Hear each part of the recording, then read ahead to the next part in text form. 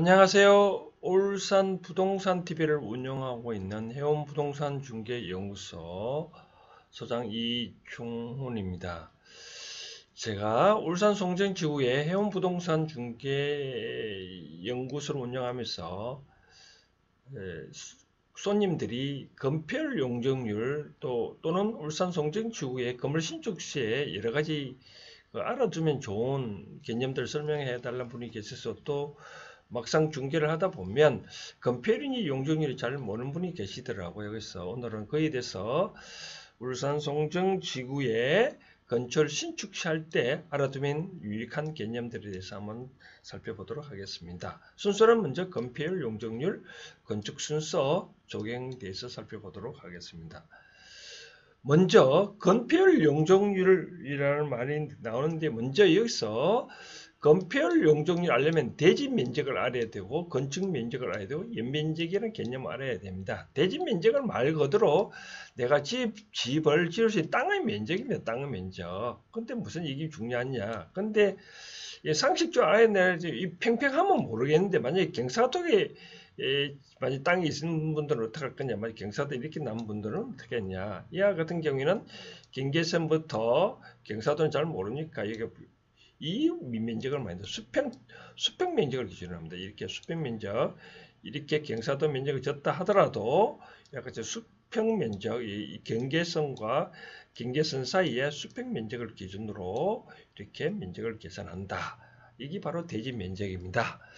건축 면적은 뭐냐면 건축 면적은 1층 대지 면적의 1층이 바닥 면적이라고 생각됩니다. 1층의 바닥 면적. 그러면 만약에 외벽 같은 경우에는 있을 경우는 어떻게 할 건가? 외벽 같은 경우에는 어떻게 하면 만약에 건물을 뭐 벽을 이렇게 하잖아요. 건물 이렇게 벽을 지으면 이쪽에 벽이 있다.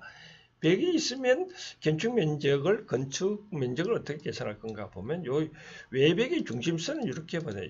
중심선으로부터 이렇게 계산을 합니다.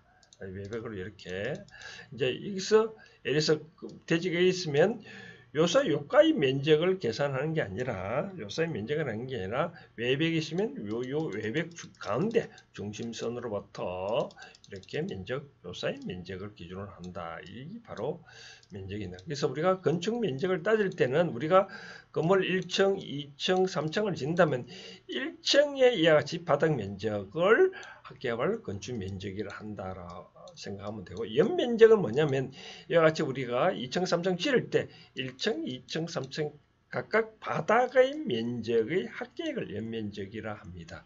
그러면 이러한 개념 하에 우리가 이 건폐율 용적률을 따져보면 건폐율을 말은 그겁니다. 뭐냐면 우리 전체 대지 면적의 이 전체 대지 면적에 이게 대지 면적이 있으면 1층을 과연 몇 층을 앉힐 건가? 바로 겁니다. 계산식을 보면 대지 면적 번호 1층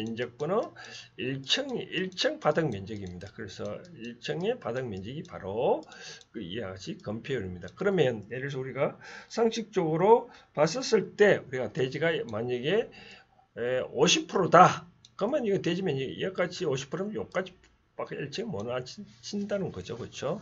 이 대지가 이러면 1층이 요건 못 찬다. 근데 송정지구를 보면 우리가 뭐 여러 가지 있는데 이제 그 단독주택이 있고 나머지는 다 빼고 단독주택과 우리가 상가겸용주택을 따질 때 단독주택은 우리가 건폐율이 몇 푼냐 하면 이제 50%입니다. 50%고 이제 상가겸용은 바로 60%까지 1층에 앉힐 수 있다. 그런 내용입니다. 예를 들어서 만약 바닥 면적이 만약에 100평이라면 만약에 단독주택은 50%까지 1층을 앉을 수 있고 이제 1층 면적을 50%만 하고 만약에 상가겸용주택이라면 60평까지 1층에 앉을 수 있다. 그런 내용입니다. 그럼 용적률은 뭐냐? 바로 대지면적분호 각층 바닥 면적이 다 합계입니다. 각층 바닥 면적의 합병의 연면적이죠. 그렇죠? 그럼 만약에 우리 송정지구 같은 경우 단독주택인 경우에는 얼마냐 하면 지금 100%고요. 100% 상가겸용주택은 만약에 150%입니다. 150%. 그러면 150%면 어떻게 되냐? 만약에 단독주택 보면 만약에 이 땅이 100평이라면 이 만약 100%니까 2층 1층은 50%안 치우면 2층은 역시 50%안 쳐서 총 100평까지 지을 수 있다는 거죠. 그렇죠? 근데 삼각김영 면적은 만약에 이제 용적률이 150%면 1.5배까지 지을 수 있다는 거죠. 그렇죠? 만약에 바닥 면적 100평이면 1.5배면 150평까지 지을 수 있다는 거죠. 그러면 이 150평을 지을 수 있다는 게 이제 이 연면적이거든요. 만약에 이 건폐율이 만약에 아까 60% 했잖아요. 그러면 1층이 만약에 60%안 주면 그 2층, 3층은 얼마까지 안 줄 수 있냐? 그러면 뭐 2층은 만약에 60% 지었다. 그러면 3층은 얼마까지 안 있어요? 120평이니까 120평, 나머지 이제 150평까지 지어야 되니 30평밖에 못 짓겠죠. 그렇죠? 같이 이 용적률을 감아보면 이걸 높이를 제한하는 그런 의미가 있습니다. 그렇죠? 요건 건폐율은 1층 면적을 얼마만큼 할 건가 하는 그런 면적이 있습니다. 그래서 이 건폐율 용적률을 잘 아셔야 내가 집을 얼마나 잘 이쁘게 잘 지을 수 있냐라고 바로 그런 내용이 나옵니다. 다시 말을 하자면 쉽게 말하자면 그렇습니다. 건폐율은 1층 바닥 면적을 몇 프로 할 수 있느냐. 용적률은 전체 면적을 몇 프로 할 수 있느냐. 전체 면적을 몇 프로냐에 따라 나의 청구 높이를 확정 지을 수 있다라고 말씀을 지을 수 있는 거죠. 그렇죠? 이제 대충 감을 잡았습니까? 그 다음 이제 중요한 개념이 이제 건축 순서를 보면 반드시 설계는 우리 건축사가 해야 된다. 건축사 만천의 울산 시내 각종 시내 보면 뭐 건축사 사무소인데 그분들이 설계를 해야 되고 그 다음 자 허가를 받아야 돼. 허가는 우리 구청장 울산 송정지구는 북구니까 북구구청장으로부터 허가를 받아야 됩니다. 이 허가를 받은 날로부터 유효기간이 2년인데요. 2년인데 1년까지 연장이 가능합니다. 만약에 1년까지 연장이 신청을 해야 하는데 만약에 이 2년 지난데도 불구하고 연장 신청 안 하면 자동으로 허가는 또 무효됩니다. 그럼 허가를 받아야 되는데 어떤 경우에는 허가 받지 않냐고 신고만 함으로써 건축할 수 있는데 이건 바닥 면적이 85평방미터 이내입니다. 만약에 내가 건물을 3층 이상 짓는다면 연면적이 10% 이내까지는 허가를 받지 않냐고 신고로만 함으로써도 지을 수가 있습니다.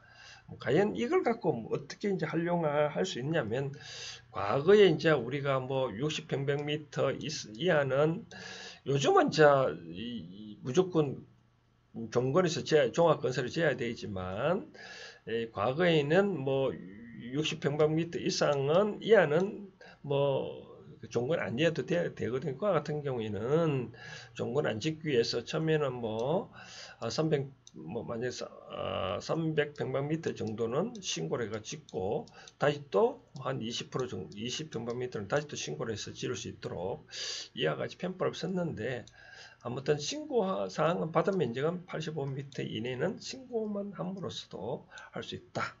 그 다음 이제 반드시 착공 신고를 해야 되고요. 허가 받았다 해서 내가 이 건축 허가를 받았다 해서 바로 착공할 수 있는 게 아니라 또 착공 신고를 해야 되고 또 건물이 다 끝나면 사용승인 신청해야 된다. 사용승인 신청하면 7일 이내에 우리가 현장에서 나옵니다. 만약에 7일 이내에 불구하고 사용승인이 안 나오면 그때부터 사용해도 좋다라는 그런 게 나옵니다.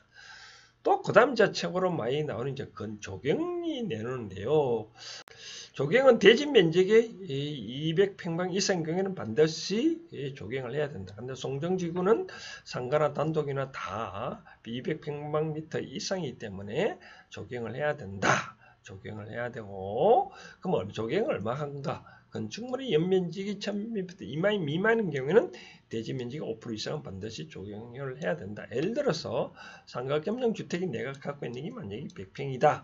그러면 건물은 150평을 지을 수 있잖아요. 그러면 150평 미만 해방하는 정도는 얼마냐면 325평 정도 되니까 요 범위 내에서 포함되잖아요. 그렇죠? 포함되니까 그러면 저 조경 얼마냐면 대지 면적 5% 이상, 즉 대지 면적은 내가 100%니까 100평이니까 반드시 5평 정도는 반드시 조경을 해야 된다라고 생각하시면 되겠습니다.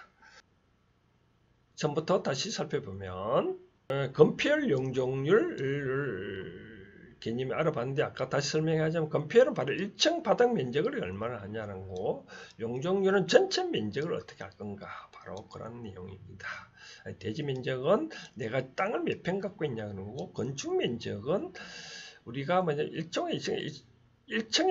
각 층의 바닥 면적을 건축 면적이라 합니다. 연면적은 각 층 바닥 면적 총 합계인데, 건폐율은 아까 마치 내가 땅 면적 위에 1층 바닥 면적을 건폐율을 어떻게 하냐, 그런 개념입니다.